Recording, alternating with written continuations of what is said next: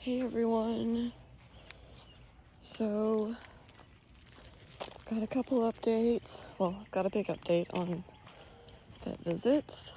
Good girl. So we went to the vet this morning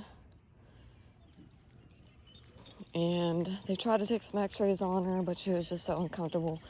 They said she wouldn't lay still. But so we basically, the vet said he doesn't think it's anything to do with the cancer or anything like that. Just for a big part because she is eating, drinking, pooping, peeing. Like, she doesn't seem to be ill, but to be in pain. And that's what I thought. I thought she is in fucking pain, you know? So I thought, okay. We basically told him everything we've done for the last 4 weeks with her.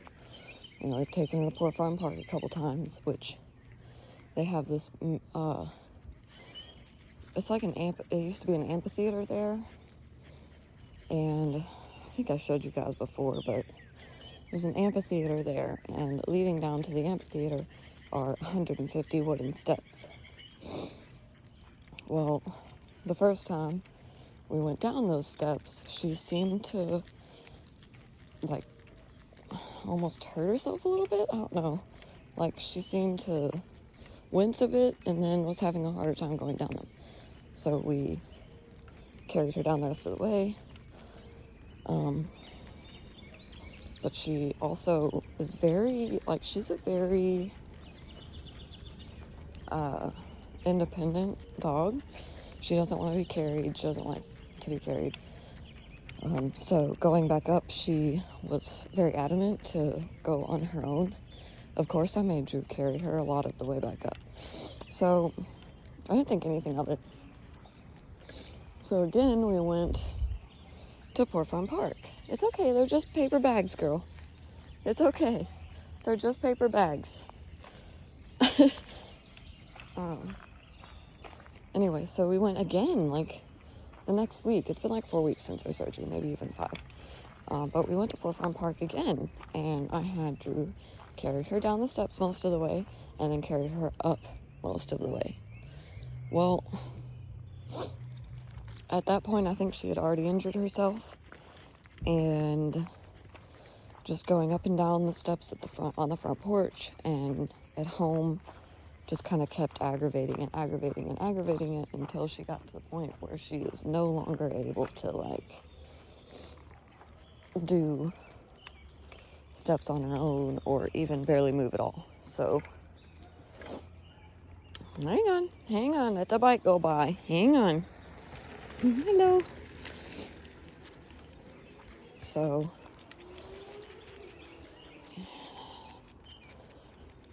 it's kind of a relief that it might just be a little bit of a back injury, because she's obviously still, you know, walking around, and she's not paralyzed or anything crazy like that, you know. She, you know, it could just be like a pinched nerve or, you know, whatever. So we've gotten some medicine. We've gotten a little bit of pain medicine, and we've gotten a medicine that's supposed to kind of help her nerves a bit. So that's a very good thing that it actually seems to be helping. She only got 1 dose of both medications, and that was only like come here, let's go to you want to go in the park? You want to go in the park? That was maybe 3 hours ago or so. You're a good girl. Good job, Lumpy. And she seems to be feeling a little bit better already. She laid down for about 3-4 hours and took a nap with me. We napped together for a little bit just now, and she started whining, woke me up a little bit, so I was like, oh, okay, Lumps is whining, what's wrong? And she looks back at me without lifting her head, and I'm like, okay, We're still feeling bad. We're still feeling bad. Okay, come here. Where are you going? You want to go home? Do you want to go home? We can't go back there, girl. Come here. Come here. That's somebody's backyard. Come on. We can't go back there. That's somebody's backyard. I know. You want to go home? All right, let's go home. You've had enough. No? You haven't had enough? Well, anyway, so she looks at me. She starts whining and wakes me up. And I look over at her and I'm like, oh, do you need to go outside or get a drink of water? Are you thirsty? And she sits up on her own. She seemed to be okay. And she didn't whine or wince in pain or anything like that. So, and can I see your ear, Bob? Is your ear itchy? Come here. Let me see your ear. Let me see your ear. You got itchy ear? She got itchy ear. Did I get it?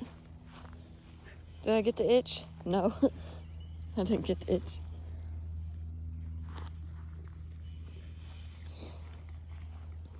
So she rolled over and got up on her own. She didn't wince or whine. And she didn't hesitate nearly as much going down the soft steps off our bed. Which, by the way, I'm gonna... I still carried her down the front steps. Girl, you better be careful. You are injured. You have hurt your back, honey. Be easy, okay? Good girl. You can tell she's much less vigorously rolling and stuff. Shall we turn around so we can go home? Come here, let me see your ear, Bob. Let me see your ear, Bob. What's up with your ear, Bob? Why is it itchy? Why is it itchy, huh? Is it itchy on the outside or the inside?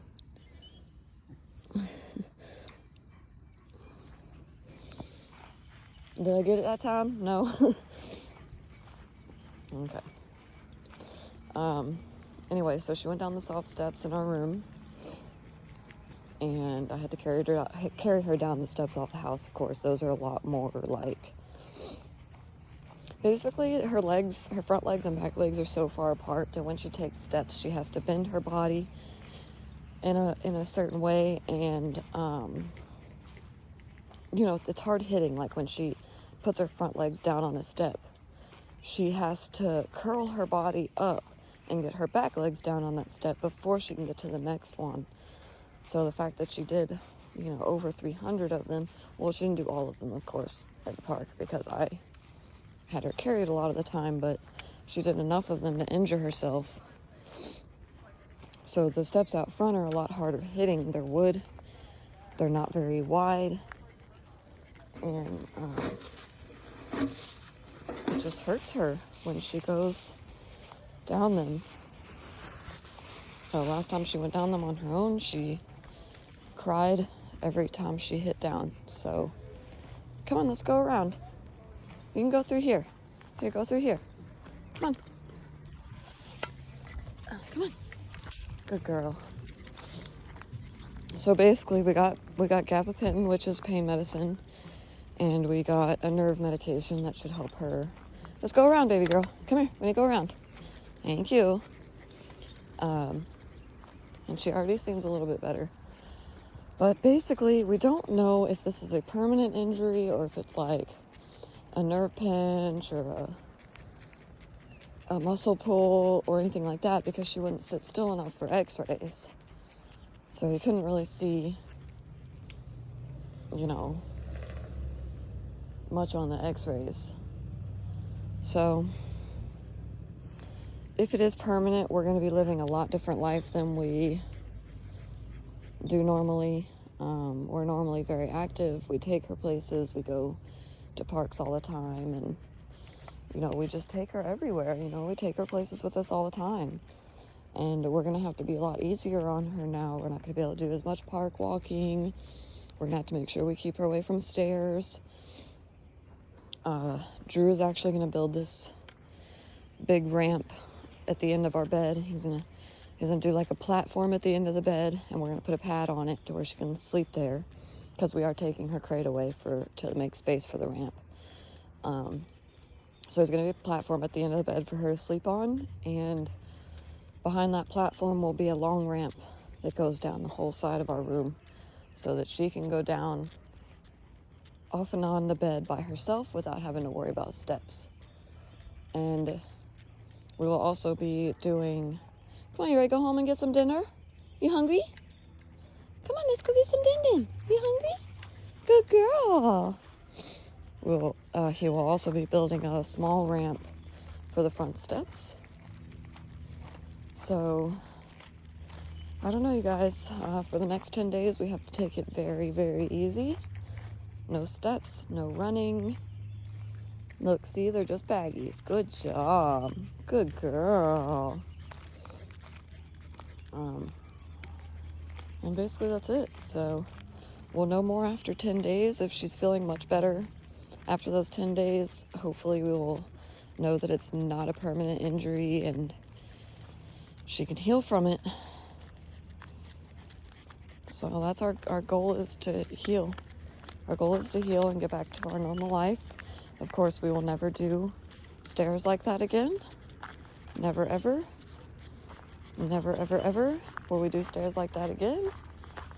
And we will be just way more careful about where we're taking her and the level of... Well, I found mowed that lawn.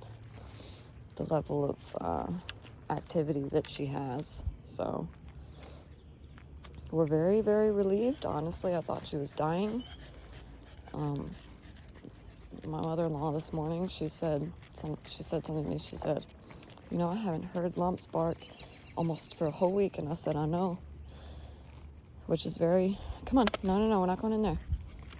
It's very not her to not bark. I mean, she's a constant barker. She barks throughout the day. She barks every time somebody comes down the hallway. She barks every time somebody comes in our room. She barks every time the front door opens and closes. She barks every time she hears a noise outside. I mean, she barks at fucking everything, you guys. Everything. So the fact that we've had no...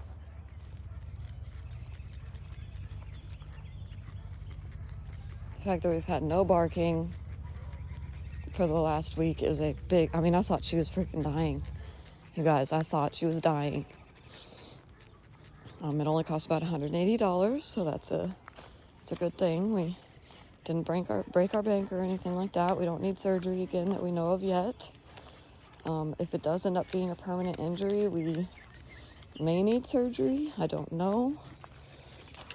We're just gonna have to see what she's like in a few days, or in about a week. So we will keep you guys updated. And are you gonna be able to do these stairs? Do I need to carry you? So she can go upstairs, okay? Going down is a whole nother story. So, but all right, we'll give you guys another update later or tomorrow. Thanks for listening.